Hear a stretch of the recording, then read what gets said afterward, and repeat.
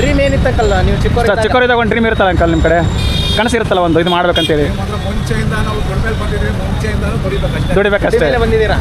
ನಂಗೆ ಹಿಂಗೆ ಮಾಡ್ಬೇಕಂತ ಇತ್ತು ಅಂತ ನೀವು ಹೇಳಿರ್ತೀರಾ ಸ್ಕೂಲಲ್ಲಿ? ವಿಜ್ಞಾನ ತರಗತಿ ಇಲ್ವಲ್ಲ, ಎಷ್ಟು ಮಾಡ್ತೀರಾ ಅಂಕಲ್ ಒಂದು ದಿನಕ್ಕೆ? ದಿನಕ್ಕೆ 800 900 ಬಿಸ್ನೆಸ್ ಮೇಲೆ ಡಿಪೆಂಡ್. ಅಂದರೆ ಇದನ್ನು ಬೇರೆ ಕಡೆ ತರಿಸೋತೀರಾ?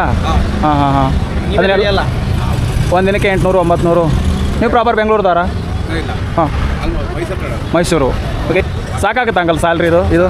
ಡೈಲಿ 800 ರೂಪಾಯಿ ಪೇಮೆಂಟ್ ಸಾಕಲ್ಲ. ಸಾಕಲ್ಲ ಅಂತೀರಾ? ಅದೇ ಅತಿ ಆಸೆ ಇಲ್ಲ ಅಂದ್ರೆ ಹೌದು ಅಂಕಲ್, ಆಸೆ ಇದ್ರೇ ಜೀವನ ಮಾಡೋಕ್ಕಾಗಲ್ಲ. ಆಸೆ ಇರಬಾರ್ದು ಮನುಷ್ಯನಿಗೆ.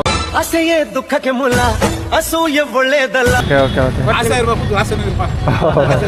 ಅಂಕಲ್ ಈಗ ನೀವು ಖುಷಿಯಾಗಿದ್ದೀರಲ್ಲ? ಏನು ನಮಗೇನು ಹಂಗೆ ಮಾಡಬೇಕಿತ್ತು ಹಿಂಗೆ ಮಾಡಬೇಕಿತ್ತು ಏನಿಲ್ಲ, ಇದರಲ್ಲೇ ಖುಷಿಯಾಗಿದ್ದೀರಾ? ಅವತ್ತಿನ ದಿನ ಅವತ್ತು ಖುಷಿ ಆಗುತ್ತೆ.